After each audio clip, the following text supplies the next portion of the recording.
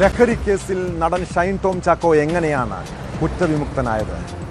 Case അന്വേഷണത്തിൽ പോലീസിന് വീഴ്ച പറ്റിയെന്ന് വിമർശനം ഉന്നയിക്കുന്നത് കോടതിയാണ്. പോലീസ് അന്വേഷണത്തിൻ്റെ പിഴവുകൾ എണ്ണിപ്പറഞ്ഞാണ് വിചാരണ കോടതി കേസിൽ വിധി പറഞ്ഞത്.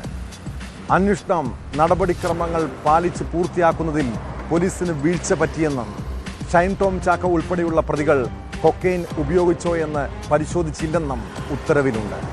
വിധി പറഞ്ഞ് 2 മാസങ്ങൾക്ക് ശേഷമാണ് വിധി പകർപ്പ് പുറത്തു വന്നത്.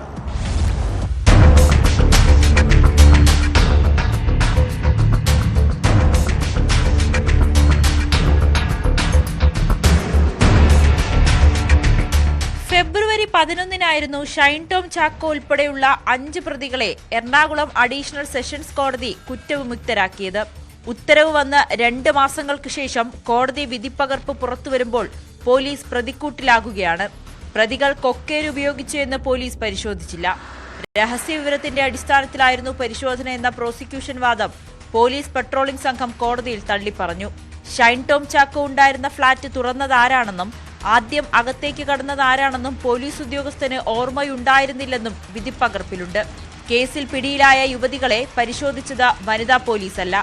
1-ാം പ്രതി രേഷ്മയുടെ പോക്കറ്റിൽ നിന്നും കൊക്കൈൻ കണ്ടെത്തിയിട്ടില്ലെന്നാണ് വനിതാ പോലീസ് ഉദ്യോഗസ്ഥ വിചാരണഘട്ടത്തിൽ പറഞ്ഞത്. പിടിച്ചെടുത്ത കൊക്കൈന്റെ ഘടകങ്ങൾ വേർതിരിച്ച് പരിശോധിക്കുകയോ പോലീസ് കണ്ടെത്തിയ വസ്തുക്കൾ സെർച്ച് മെമ്മോയിൽ രേഖപ്പെടുത്തുകയോ ചെയ്തിട്ടില്ല. കൊക്കൈൻ ഹൈഡ്രോക്ലോറൈഡാണ് പിടിച്ചെടുത്തത്.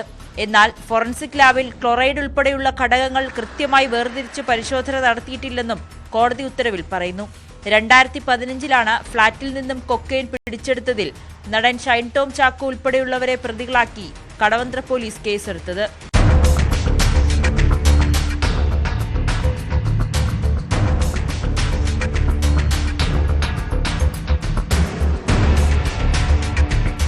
ന്യൂസ് 18 കൊച്ചി.